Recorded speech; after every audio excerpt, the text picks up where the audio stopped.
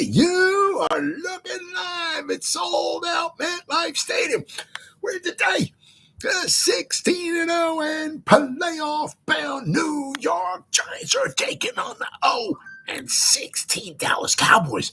And why are the Dallas Cowboys 0-16? Because they suck. What? They've been, 12-5 the last 13 years? Can't even win a playoff game. Get smoked at home by the Packers? Oh, come on, man. Dallas Cowboys, you suck.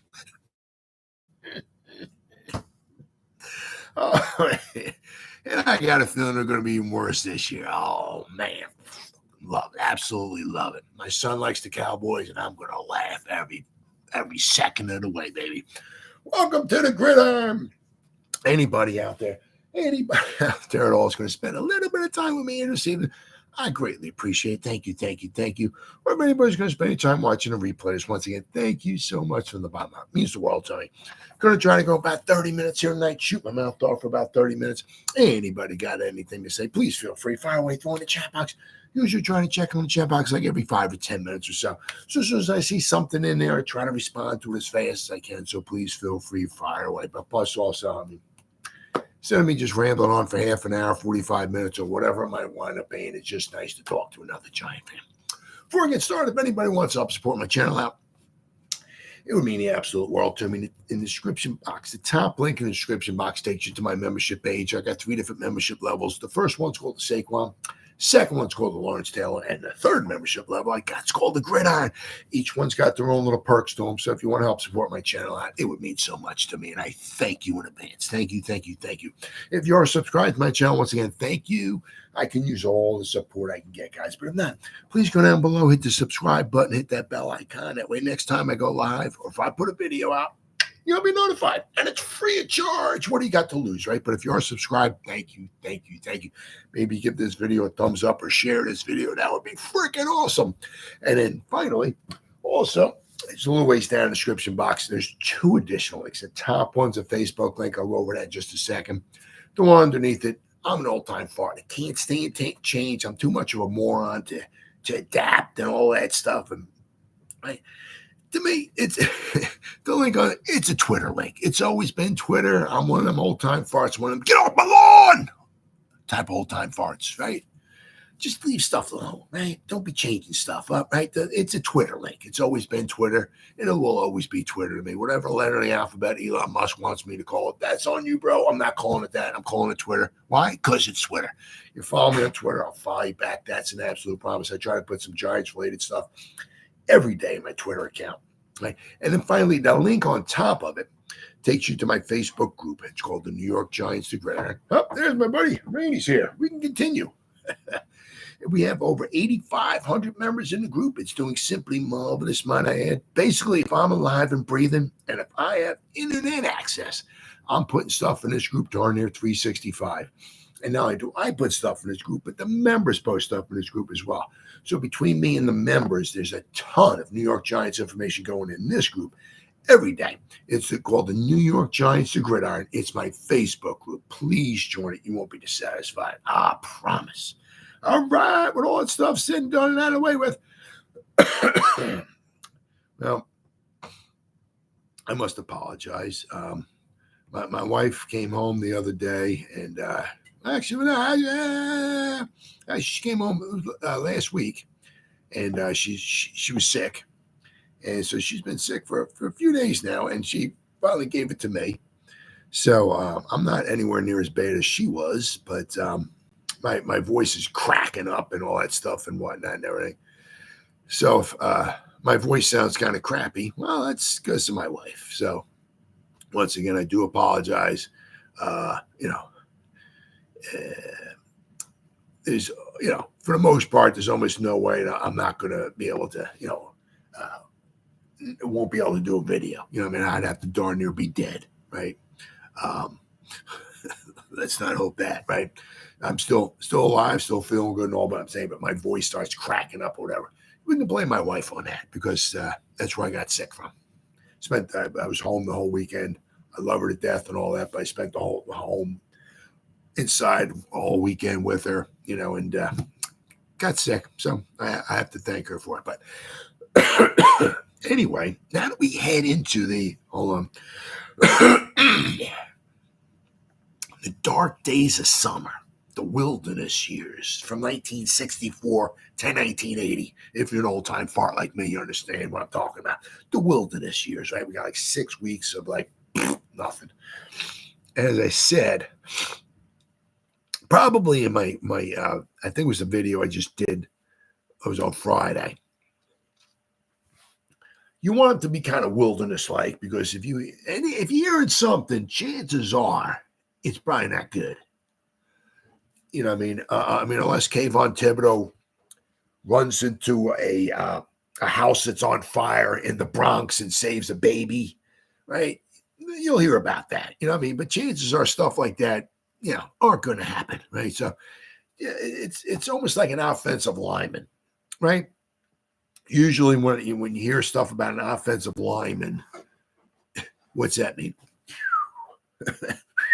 Here's a flag, holding number whatever on the, So you want this time to be really rather quiet, right? You don't want nobody getting injured, nobody getting in trouble, nobody getting arrested, right? No domestic violence, none of that stuff. You want everything to be rather quiet, right? So let's hope that we have 6 weeks of shh, right?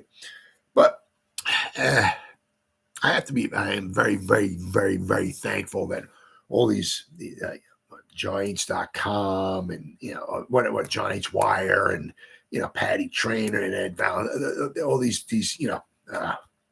people who follow the Giants, they keep putting these articles out, thankfully. So it really gives. I mean, I can come up with my own topics as well too, but it's really nice to have these articles, to talk about. So the first one, last year, I mean, the Giants double dose. They took the top 10 cornerbacks. Okay, they got targeted the most percentage-wise times that they were on the field, and the Giants had 2. Count them, 2 cornerbacks in the top 10 as far as guys that got targeted while they were on the field. Whew. Well, that's pretty brutal. 2 out of the top 10. There's 32 other teams out there. So, but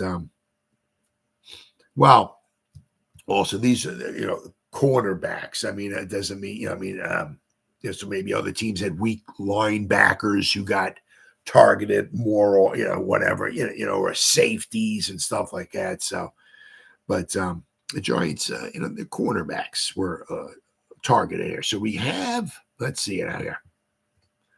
Giants cornerbacks among the most tested in coverage last season. Giants expect Tay Banks and Cordell Flott to make significant progress in their development this year.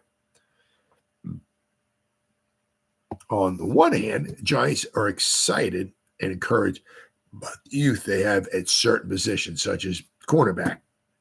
And they do have some youth, that is for sure. I mean, because you figure we just drafted. I mean, if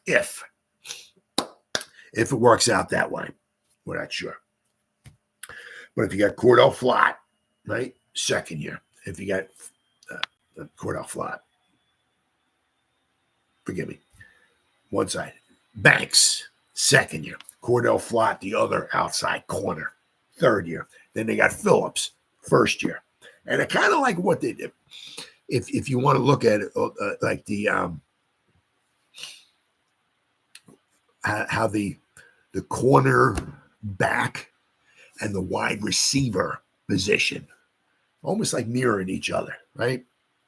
Because wide receivers, what do we got? Neighbors first year, Hyatt second year, Robinson third year.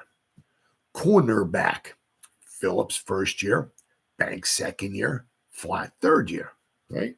Young tight ends, right? Bellinger third year, Theo Johnson first. So we got some young, the running backs, right? Gray second year, right? Interested to see what Turbo Mill is going to bring, maybe to the return game. But Tracy first year, Eric Gray second year. So we get some young. I mean, obviously, I'm very anxious to see maybe Hawkins can maybe take a step. Second season, can Gio, Javarius Owens, get on the field more often? Second season, right? So we got a lot of young guys. I'm dying to see, obviously Belton, right? Right, with third year. Newman, first year. So we got a lot of young guys. Really, really excited about that. Nothing more than having a nice young team, right? And what you like to do, obviously, you got to stay healthy, of course. That's huge. But getting a young group of guys and just building with a young group, right? Can we improve on 6 and 11? From obviously from last season, can we improve on that? Young group of guys, right? Can these draft picks, take a step forward, right? But young. So I mean, you got to look at it like the Giants. Obviously, the cornerbacks and all might be highly tested and all that, but we got some young guys too. We don't have like what the Eagles have with Bradberry and Slay. Stephon Gilmore. With the Cow. I mean, they got really good cornerbacks and all, but obviously they're seasoned veterans, and their pocketbooks are very seasoned as well too. If you know what I mean. We don't have Adoree Jackson no more, who is at times possibly folded it in last year. Made a couple business decisions toward the end of the year. Like maybe possibly can lower shoulder on somebody, maybe on a running play or something like that. He kind of ran up to the pile, kind of like sidestepped it or something. Yeah, I'm good. I'm all right. No need for me to get injured, right? Jumping on that pile on a team. We ain't going to the playoffs. Ain't going nowhere. I'm going to be a free agent. Certainly don't want to get injured, right? I mean, I got my money. I'm good, right? Maybe one of the reasons why the Giants didn't bring him back. We'll have to wait and see. But I mean, certainly don't want to say that, about what, all of his plays in specific. But I mean, some of his numbers last year were just not very good. But some of the times looked like he was maybe making, no, but some of the times maybe a little business decision like. So maybe that's why he's standing on the sidewalk waiting for a business to pick the phone up and give him a call for a job. As far as I know, I think he's still a free agent, but probably won't be coming back with the Giants. Anyway, let's see. However, with youth comes inexperience. Yes. And with that inexperience comes opposing teams that tend to target the youth in coverage a little more than they might do against a more established veteran. Absolutely. But the number one targeted guy, I get a kick out of. I'm going to go over that in a little bit. Such was the case with Banks and Flott last season, according to Pro Football Focus, listed of top 10 most targeted cornerbacks in coverage, based on 171 coverage snaps. I don't know where they came up with that number. Well, I guess maybe 10 targets a game, maybe, I guess. Oh, I'm sorry, targets a game. 10 coverage snaps a game, I guess. Makes sense to me. But I'm not sure where 171 coverage snaps come from. Why not 170? I don't get it, but Flott and Banks ranked 8th and 10th, respectively, as the most targeted quarterbacks on all routes. Flott, who played 321 coverage snaps, was targeted 62 times, 19.31%. He allowed 40 completions, 64.52%. Yeah, that's something. Yeah, that's unbelievably horrible. No. Could it be better? Absolutely. Sure. Oh, guys.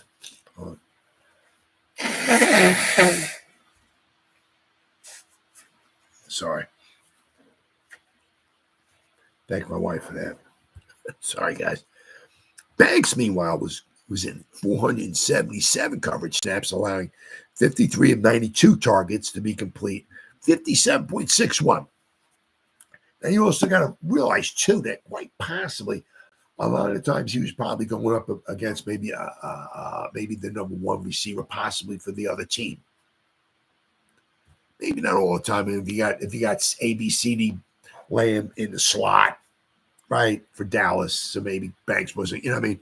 But, you know, a lot of other times, you know, you have maybe A.J. Brown might have been out there or something like that or whatever. So, you know, so for him, a rookie, right, 57.61 completion percentage for his first season. Not too bad. Not too bad. Okay? Maybe, I mean, maybe as the years go by, man, it might go down a little bit. 57.1, not too bad. 57.61. Banks, the Giants' first-round pick last year, is firmly entrenched as one of the starting cornerbacks. Flott, Flott, we're not so sure. Who was primarily the slot cornerback last year, is projected to be the starter opposite Banks. Now, what we have here, this is funny. I like this here. In the list here, NFL's most targeted cornerbacks by situation. Let's see here. All routes. Number one, Eli Apple. Eli, the scumbag Apple. Yeah, I love it. You suck, Eli. You suck, Eli Apple. You and your big fucking mouth. Talking bad about teams that paid you money to come play for them. You, the worthless piece of crap that you are, talking bad about other teams and other cities that actually were generous enough to open up their wallets and pay you money because you're a worthless piece of crap. And you're talking bad about New Orleans and their fan base and the Giants and their fan base. You are a worthless piece of human crap, Eli Apple. And you're the most targeted one. Piece of. That's why the football gods upstairs before that Super Bowl you got in when you were talking, when you were running your mouth, right? Tom Landry's up there, right? With Vince Lombardi and Ray Grange and George Halas and all those football greats they're all getting together in a huddle. And we need to, what are we going to do with this Eli Apple worthless piece of trash? What are we going to do? And they were all thinking, okay, yeah, we'll have them give up the game Super Bowl winning touchdown and we'll put it on the cover of Sports Illustrated. Yeah. And that's what happened. See, if you mess around with the gods, right? If you mess around with Kirk, you can win the grinder, right? Welcome to Good Burger, home of the Good Burgers. Can I take your order, please? Eli Apple, you douchebag. Piece of human crap. Most targeted, Eli Apple, 21.54%. And he gave up 67% completion. He's a worthless piece of human trash. But Cordell Flott was number 8. And Deontay Banks. Cordell Flott was 19.31%. And Deontay Banks, 19.29%. So they both coverage target rate was rather high. But, I mean, it says here, Eli Apple struggled in year 8. Year 8, and again, he's given, I mean, you should be kind of getting, I mean, unless he was really injured or something like that, but you should be, year 8, I mean, you should be at the top of your game. But when you're a worthless piece of human trash that he is, well, that's what happens to you. But Cordell Flott here, I mean, his overall grade was a 53.3. He had a couple rough games in there. He had a couple real good games, according to PFF, right? So, I mean, can he get better? Absolutely. Now, the interesting thing was that in, let's say, 2022, his rookie season, he graded out 67.8. Let me see here. His reception percentage was both about the same, both years. Both about the same. But his coverage grade, I don't know exactly how they figure it all out and everything, but his coverage grade was a lot better in 2022. He only gave up 1 touchdown. He gave up 3 in 2023. He had 3 pass breakups in both years. He had 5 penalties called on him last year. He didn't have any called on him in his rookie season. So, but we'll have to wait and see. Maybe maybe the new defense. Sometimes it could be the defense, right? But it's also not. Might make him shine a little bit better. But let's not also forget, right? His first 2 seasons were with Wink, right? Maybe some guys are just not at their best, man to man, right? He knows at the snap. Well, we're blitzing 312 guys. That leaves 2 guys in coverage, and I got to cover this guy one-on-one. Maybe guys aren't at the best, right? Trying to cover a guy, right? He's got the back to the quarterback because he can't see when the guy's throwing the ball, right? So he's not at his best, right? Maybe he might be better in his zone. We'll have to wait and see. It's going to be a little different coverage here, right? I just hope he can, hold up, because he's not the biggest built guy. So we'll have to wait and see. But I think with Deonte Banks, if he works on his craft and all and everything, I certainly can't see. I'm not saying the guy's going to be Deion Sanders or he's going to be an all-pro or not like that, but I certainly can't see why the guy would have a little bit better year this year. We'll have to wait and see. But if he works on his craft and all and everything, I certainly can't see where he can't develop as he goes along for sure. But all in all, whether he was targeted a lot last year or not, Deonte Banks, what he was asked to do, didn't do too bad. Not too bad at all. Because that's a tough, in the secondary. Unless you're blitzing, there's a lot of pressure on the guys back there. To cover the guys. So there's not, there's not a lot of room for error in the secondary of a Wink Martindale defense. A guy comes into your area, you got to take him, or but you miss a tackle or something like that. Sometimes there's not a lot of guys in this. Things look a lot worse than they wind up being. So we'll have to wait and see. But just those 2 of the top 10 guys as far as cornerbacks get the most targets per percentage of, snaps or Flott and Banks. Yeah. But also, there were a lot of targets. Because the Giants, their offense stunk. When your offense goes on the field and it goes 1, 2, 3 punt, and the other team's offense is back on the field, you're going to get some targets. But this was percent. This wasn't total targets. This was percentage. So basically, 19-point-something%. So basically, 1 out of every 5 dropbacks that thrown from the opposing team's quarterback. 1 out of every 5. So out of every 5, 1 went to Banks and 1 went to Flott.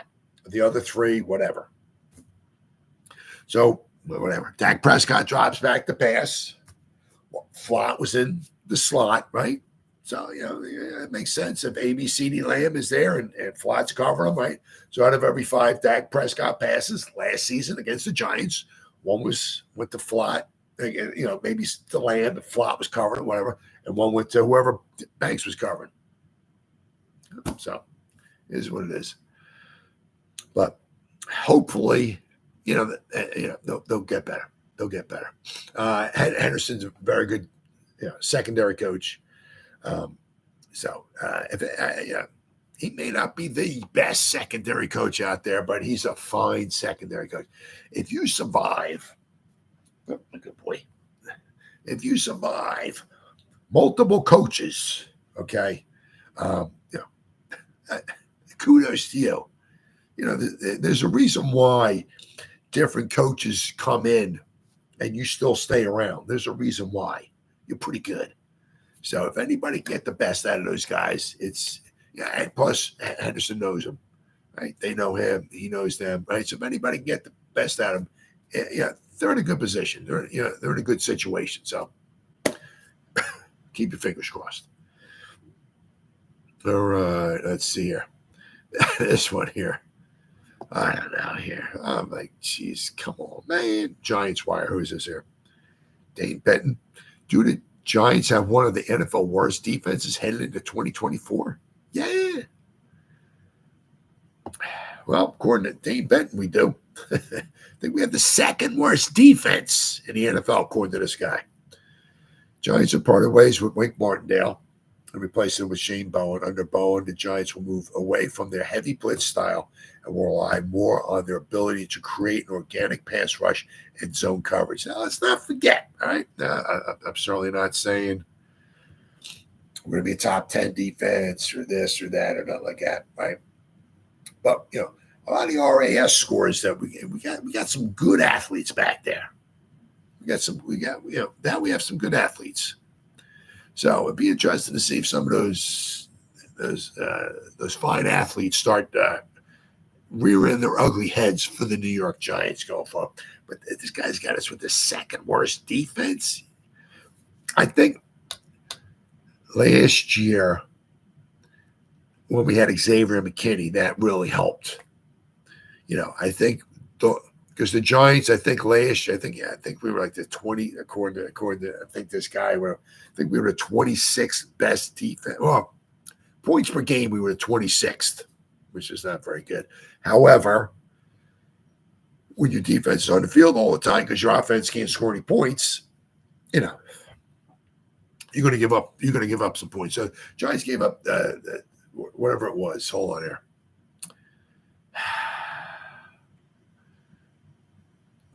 It was the 26th. They gave up 23.9, so almost 24 points per game. So they were the 26th out of 32 points per game wise. Now, I think quite possibly, you know, the Giants lost. What this guy's pointing out is that in the Giants secondary, there's nobody really that, you know,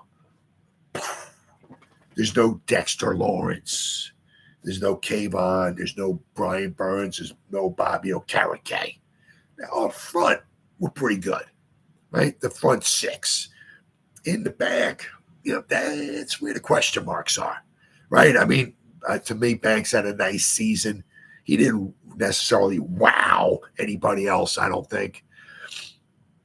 The other cornerbacks, it's like, you know, as far as everybody else is concerned, with you know, we got Phillips. He's unproven, right? We brought Holmes back. We just picked up Herndon, who had a nice, you know, last year, but, you know, we got Flott, you know, so we got a lot of guys, but nobody's super spectacular. I said our biggest guy in the secondary was Xavier McKinney. He's gone, right? So now we're, in a lot of people's eyes, we're taking a step back. And we might be this season, but maybe give Tyler Newman his due. Give the dude a year or two or so under his belt. You know, can he be as good as Xavier? Possibly. Maybe not, but maybe. We'll have to wait and see. But I mean, between various Owens, Belton, Pinnock, Newman, you know, there's nobody, safeties or corner that nobody that's like, wow. Wow, yeah. So I think that's where, you know, and it just seems to be that, you know, we didn't have Burns last year. So that's a big plus. Now we got two edge rushers. But it just seems like, according to some of these I don't know, guys, these gurus or whatever it is, you know, the fact that we have nobody who wows you in the secondary anymore, I think that's where the Giants take a nosedive as far as some of these ratings here go. So this here is what we got here. As I said, this is from Giants Wire. And it's, let's see here.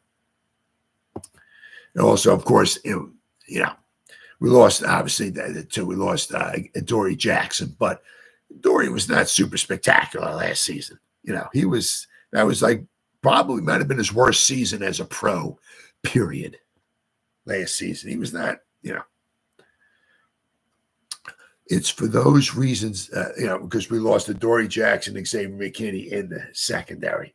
But I said Adoree Jackson, I mean, that's not that much of a loss. Actually, if anything, it might be more of a gain because we're not paying the dude however millions of dollars, right? It says, for those reasons, Matt Holder of Bleacher Report believes the Giants have the second worst defense in the NFL entering the 2024 season. Whew. Oh, my God.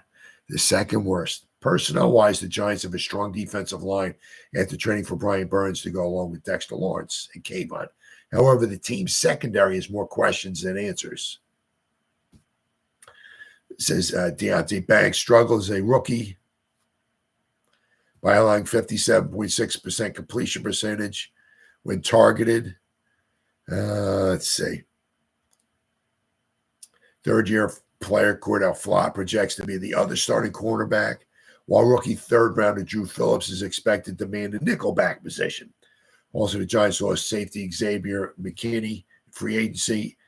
And then Tyler Newman might possibly take McKinney's place in the lineup. That makes a very young defensive backfield in the Big Apple. So some struggles should be expected this fall, according to this guy. And, that's a possibility. I mean, obviously with, young players, second, it's, because you got, let's not forget about the Eagles, the good wide receivers they got. Dak Prescott usually feasts on the Giants. We can't seem to beat the guy. So, we'll have to wait and see. But let's see, he has the Broncos as the fifth worst defense. The Indianapolis Colts as the fourth worst defense. Wow, he even has the Carolina Panthers defense rated better than the Giants. And we took their best player. Go figure. We took their best player, and they're still better than we are. Come on, man. The Panthers are the third worst defense. The Giants are the second worst defense.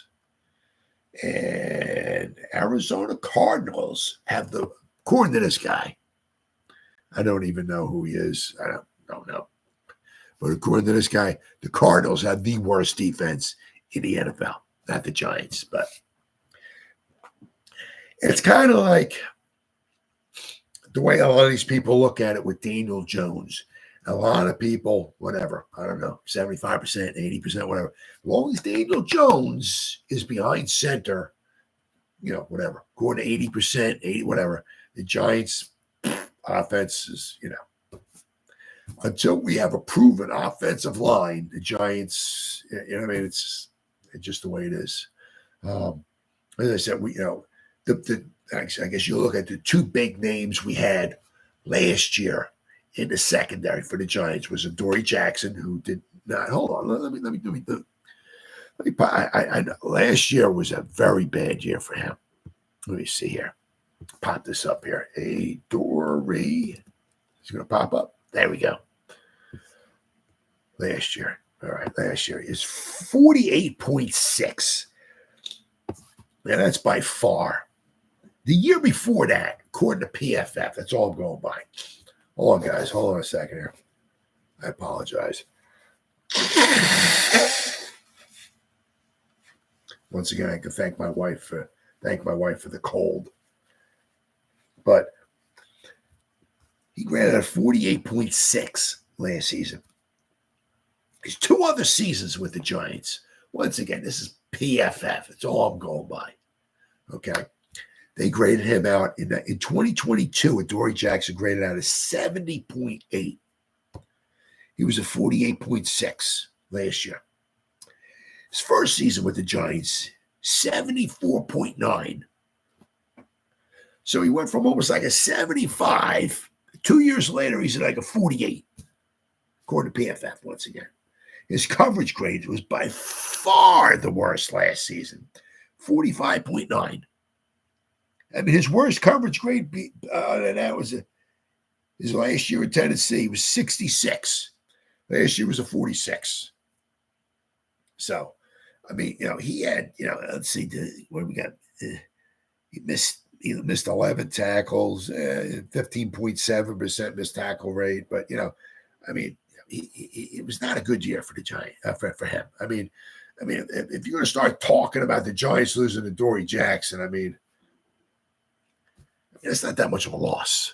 He'd be a big name. Said the Giants lost Adoree Jackson and Xavier McKinney.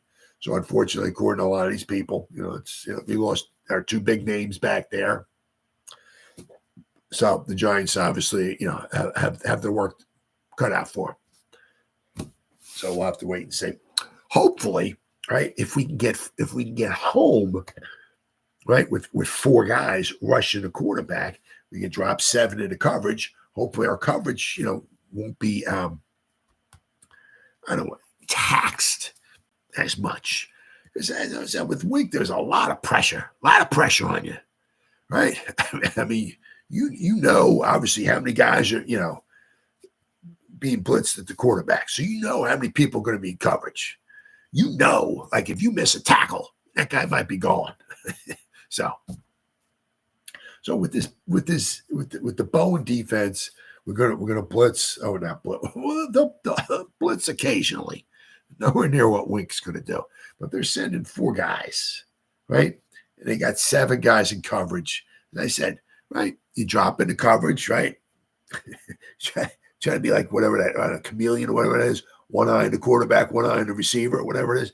But at least you're back pedaling. You can kind of see the quarterback, right? You can kind of read his eyes, right?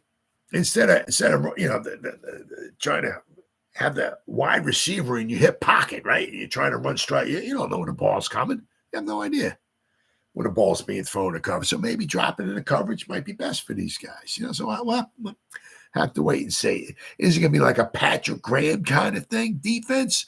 Because a lot of it with him, I mean, my God, the last year he was here, Patrick Graham with the Giants.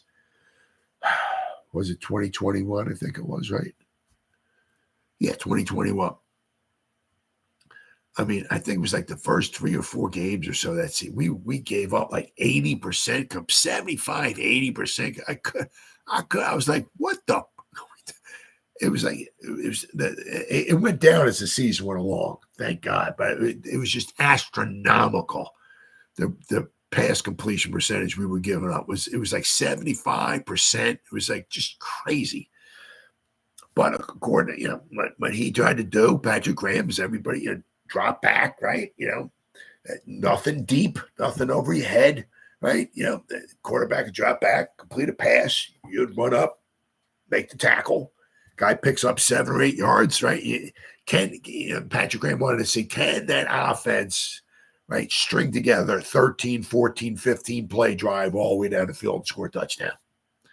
Yeah, that's not easy to do. I mean, without a bad snap, a fumble, a penalty, a sack or something. You get something like a penalty, a 10-yard penalty in there. You get a sack in there, something, or you get 2 incompletes in a row or something like that. It's tough to put, but that was more of like what a Patrick Graham defense was, right? Drop guys in the zone, maybe nothing deep, but just have everything in front of you. So we'll have to wait and see, right?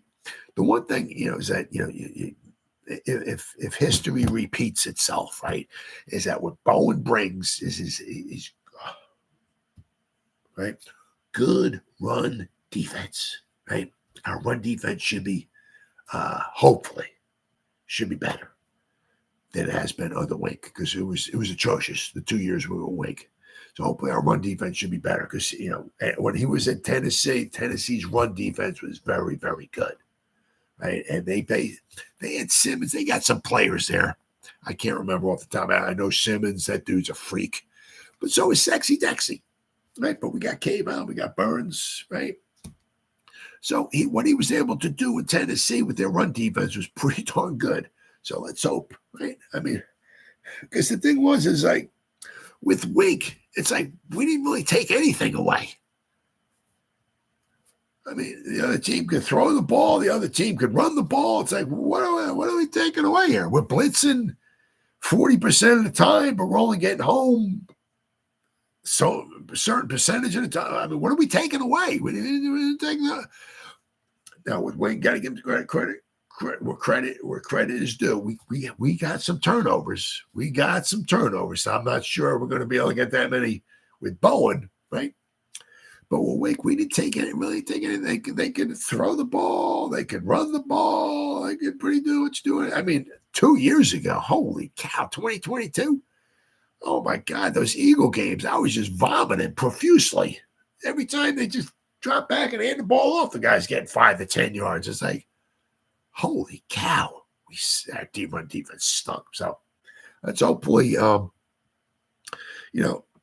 if you could take one thing away, right, then you can start working on, okay, we know we can take the run deep. Can't take the run away. But we're only giving up, 3.8, 3.7, whatever. That's good. Let's keep that. Okay, then we'll start working on what our other deficiencies are. I said, well, Wink was kind of like, well, what did we do? We didn't get a ton of sacks. We didn't do a real great job stopping the run. We didn't do a real great job stopping the pass. What did we do? So, but I can see where these guys are talking from because, our secondary. Now, if you go back 300 years ago, right, where you had 4 defensive linemen and 3 linebackers, your box was 7 guys. You had 2 cornerbacks. You had 2 safeties. I know I'm going back about 300,000 years. I know. Now, basically, half your defense is the secondary, right? And when you don't have any really proven players for half your defense, and it's a passing league, right? I could see where they would certainly, obviously, give you 2 thumbs down.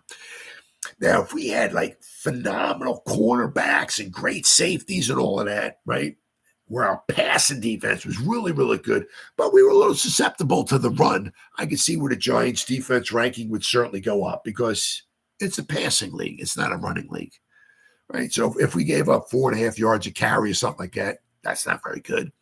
But if we gave up 4.5 yards a carry, on a run defense, but we had, once again, Stephon Gilmore, we had, we had Bradberry or Slade, we had top cornerbacks and a real good safety or something like that, our rankings would go up. But basically, what I'm saying is that when almost half your defense in the secondary, there's no big names to it. I can certainly say, let's just hope that, these young rookies, or not young players, some rookies, but young players are going to get some valuable playing experiences. As I said, we got a lot of young guys. Pinnock's not old. Belton, right? Newman, Javarius Owens, right? As I said, the cornerbacks, Holmes. He's not a pup. He's not a baby anymore. But I said, we got Flott, Banks. We just got Phillips in here, Hawkins. So we got some young guys. So you might have some, some learning experiences. So let's hopefully you can get your learning experience and still be competitive at the same time. I don't think the Giants are going to the Super Bowl this year. Newsflash, right? Can we be competitive and learn as we go along? We'll have to wait and see. But after the season's over with, 1 year in the Bowen system, you sit back and you look at the tape, and it's like, it's what if Brandon Brown is still here, and him and Shane and all of those guys just sit around and look at the tape, and it's like, where do we need to get better? We did good with the run. Where do we need to get better?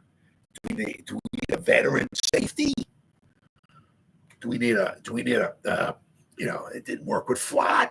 Phillips wasn't bad in the slot. Banks seems to be getting better, but we need somebody out. We need a cornerback number 2. Do we need that? So they'll sit back and look, and they'll address it.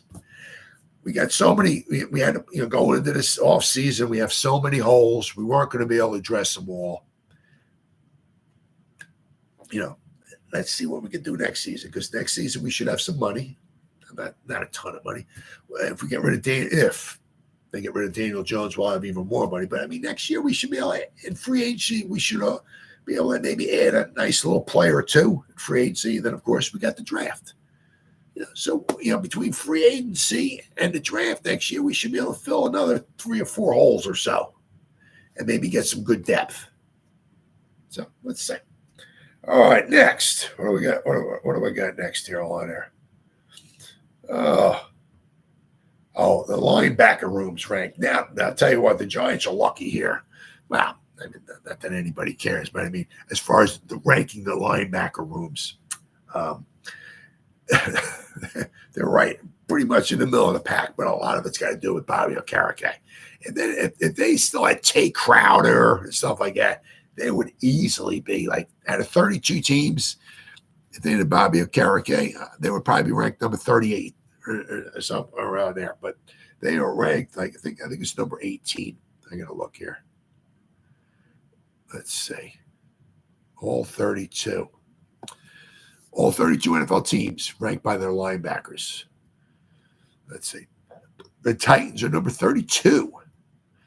Interesting. That's because that's obviously where Bowen came from, right? But what I do like about this is that I get a kick out of this is that I know the Eagles and the Cowboys, the linebackers are not, according to this anyway. Eagles are the 30th as far as their linebacker room. They got Devin White, and Nakobe Dean, Burks, Jeremiah Trotter Jr., and somebody else. So they're number 30. We got the Cowboys are, where are the Cowboys at? I know they're number 25. They got Eric Kendricks, Clark, Bell, Overshown. So they don't have a bunch of guys that really scare you there. But the Giants are, I think it was 18. Now here they don't include Darian Beavers in here. They have Bobby Okereke, Micah McFadden, Isaiah Simmons, Matthew Adams, and Darius Muasau, right? Our draft pick. But they don't have Beavers in there. So the Giants are right around the middle of the pack. But if we didn't have Bobby Okereke, guy who played every snap on defense for us last year, I can easily see the Giants being ranked like number 30, 31 or something like that. I mean, we would plummet down the charts here. Let's see if I go up to the top. This is from Giants Wire. It's Dane Bent once again.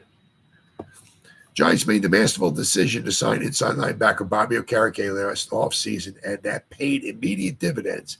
Not only was Okereke one of the best in football, he didn't miss a single snap, a testament to his toughness. Okereke returns as the main man in 2024, and a little has changed around him. The only notable additions to the unit are sixth-round rookie Darius Muasau, who's likely to see more time on special teams and on defense, and veteran Matthew Adams. Well, once again, the guy's now. Oh, here he's talking about Beavers. Okay, here we go. The Giants will also return Micah McFadden, who had a breakout season last year. Darian Beavers, Carter Coughlin, and versatile Isaiah Simmons. ESPN's Mike Clay recently ranked all 32 NFL teams by their inside linebackers, and the Giants fared somewhat well considering their lack of big names outside of Okereke. Well, so I said if they didn't have Okereke, they would easily be probably very close to 30. Okereke, huge dividends for the Giants last year. All right, there we go. This is from G-Men HQ from Stephen Samra. I guess that maybe how you pronounce it. I'm a moron. I'm not very good at pronouncing names. Says there's 4 Giants whose stock has dropped following minicamp. And it says fans aren't as high on these guys as they used to be.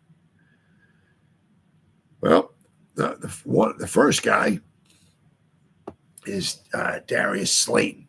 Now, I mean, his stock has dropped basically because, he wasn't drafted by Shane, right?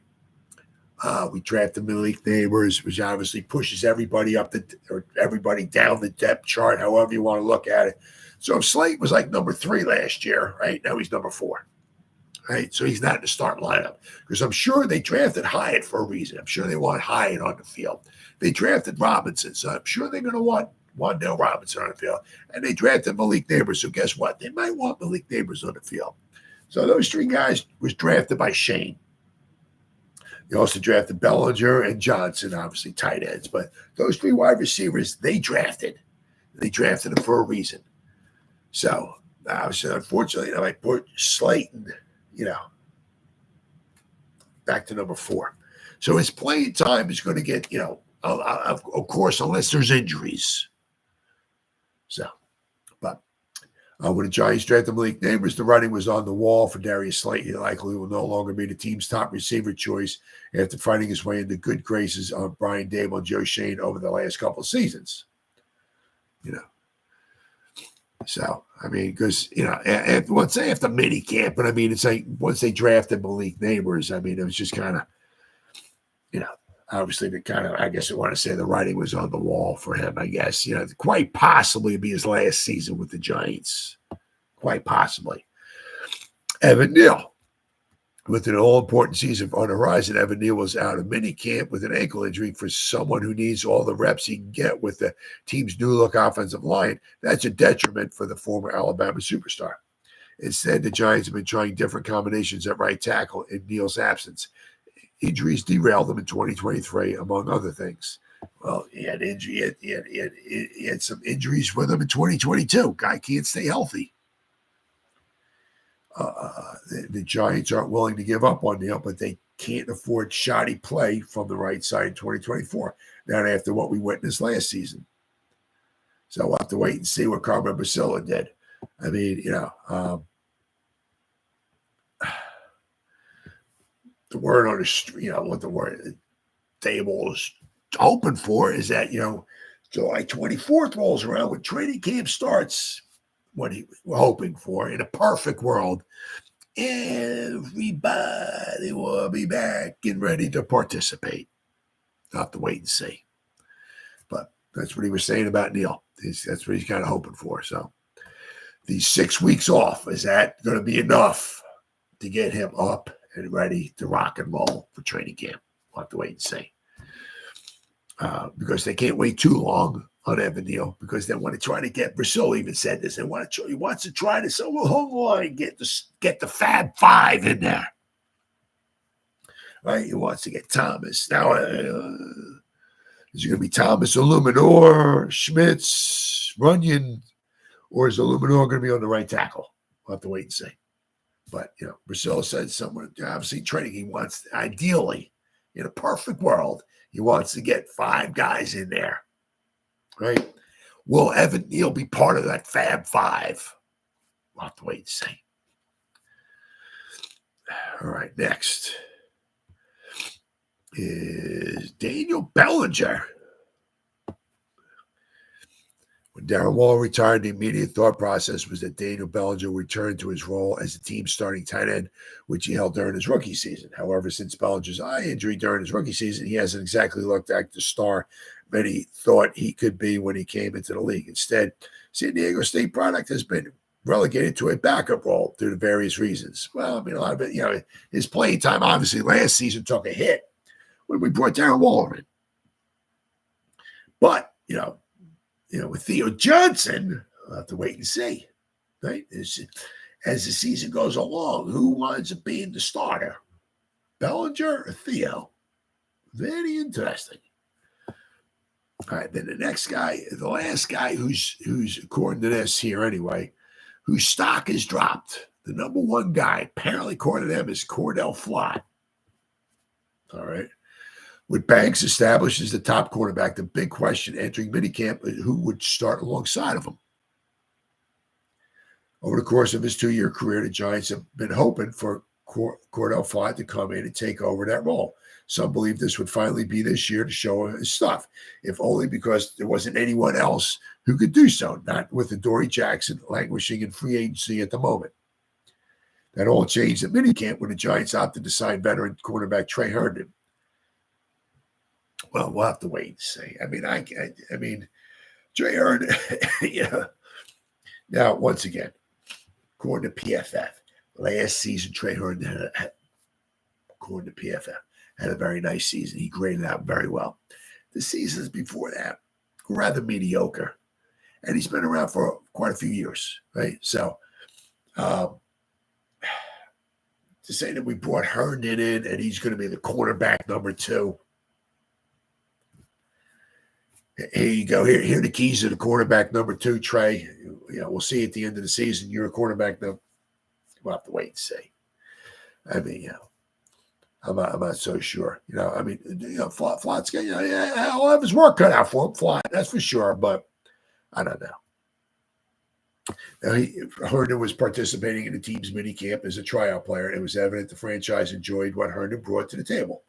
Over 6 years with the Jacksonville Jaguars, Herndon played an 83 regular season game. He only had 34 starts now, right? So, I mean, once again, if he was that phenomenal, right, in his 6 seasons, he'd have more than 34 starts. Right? I mean, one thing I do like is that, Herndon, veteran presence, got a lot of experience, right? He's, he's done and seen a lot. Is he a decent player? Yeah, absolutely. Did we get him probably on the cheap? Oh, yeah, absolutely.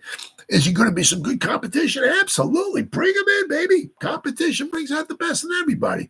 But, I mean, just to see we brought him in and just, here's the keys to cornerback number 2, Trey.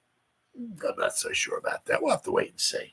I still got some, hopes for Flott. Once again, we'll have to wait and see, because let's not forget, he was drafted by this regime. They drafted him for a reason. So we'll have to wait and see. All right, and finally, this thing I got here. Hold on, I do apologize once again. I blame my wife for this. I said 1,000 apologies, guys. Ranking the 10 worst contracts in the NFL. Oh, boy. And if you can look, if you see my thumbnail, I guess you can kind of figure out my thumbnail to this video, kind of figure out who on the Giants has one of the top 10 worst contracts in the NFL this coming up season. And if you guess Daniel Jones, you'd be right, according to this here. So, man gets no love. Daniel Jones, quarterback of the New York Giants. I mean, if you look, I'm going to try to find it somewhere. If you take Trevor Lawrence, I forgot what it was. It was the first 50 starts for each guy or something like that. If you take the first 50 starts for Trevor Lawrence and you take the first 50 starts for Daniel Jones and you compare the numbers, they're almost identical. If you remember that scene from the movie, right? My cousin Joey or whatever that is, or about cousin Joey, I think it is. Oh, that's going to bother me now. Movie. Cousin Vinny. My cousin Vinny. Is that what it is? My cousin Vinny. Yeah. If you ever saw the movie My Cousin Vinny, you'll know what identical is, right? But anyway, I mean, if you look at their numbers, right? I mean, the wins and losses are a little different, but that might be because of the team around them. But if you look at the passing touchdowns, the yards passing, the completion percentage, the turnovers, right? And I'll bet you Daniel Jones probably has more rushing yards, probably more yards per rush and stuff like that and everything. If you look at all of that, then the numbers very similar, except Trevor Lawrence is making like $55 million a year. Daniel Jones is only making $40. And there was a couple in some of the Facebook groups. It's kind of funny because, they put up Trevor Lawrence and they say he's like generational talent, one of the greatest quarterbacks, and this, that, and the other thing and all. They put up his numbers and they give him $55 million. Then they put up Daniel Jones and he's worthless piece of trash. Get the out of New York. You suck. This, that, and the other thing. And his numbers are identical to Trevor Lawrence. And he's making $15 million a year less. And Daniel Jones is a worthless piece of trash. And Trevor Lawrence is the greatest quarterback of all times. It's like, But, all right. But at the top 10, at least Daniel Jones is number 10. He's not the worst. Okay. He's the number 10 guy. I'll just go over him real fast. Jones obviously signed his cap number is just short of 47.9 this year. Brad puts together a resurgent season after the Giants drafted Willie Neighbors. Quite possible. If not, however, releasing Jones next offseason would mean that he still counts $19.4 million against the cap. Yeah, but yes, he does. But the Giants will also going to be saving themselves about $20 million too. So it goes both ways. We'll have to wait and see. Can he stay healthy? Can he have a bounce back year? If he can stay healthy and have a bounce back year, he'll quite possibly be on the roster next year. Matthew Stafford, interesting. He's the number 9 worst contract.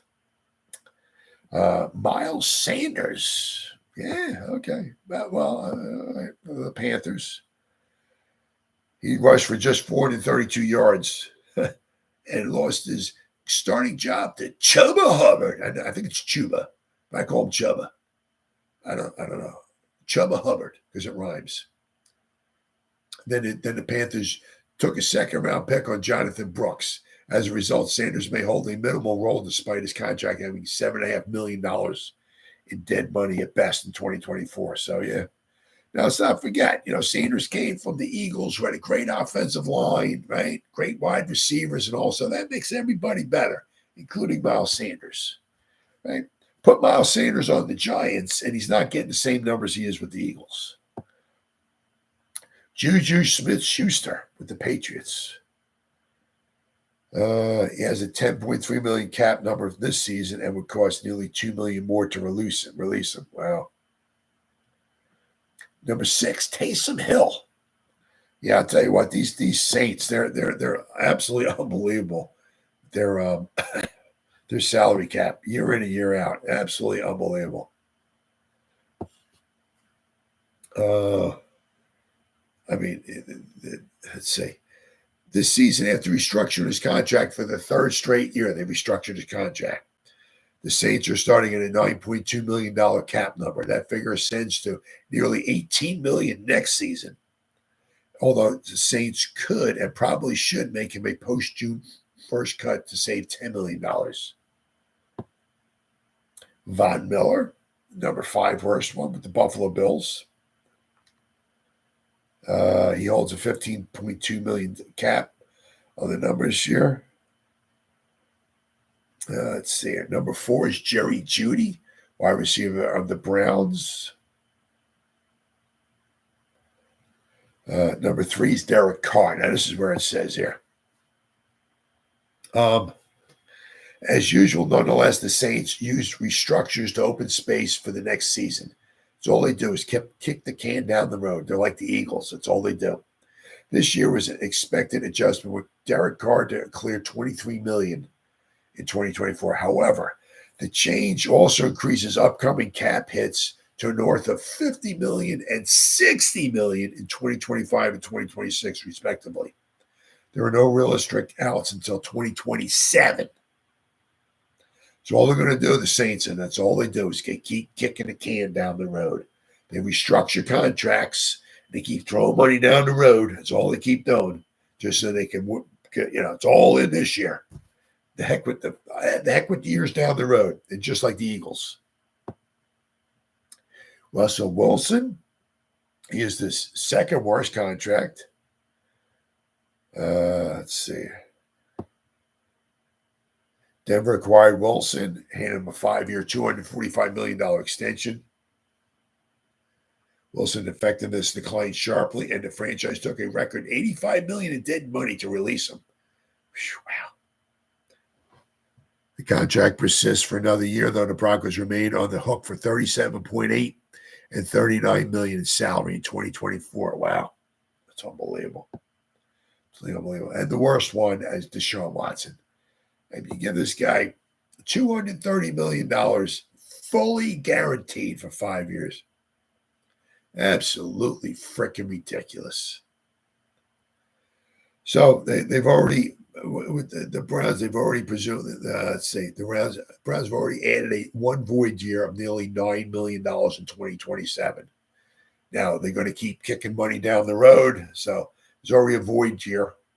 Yeah, obviously that they owe $9 million in 2027.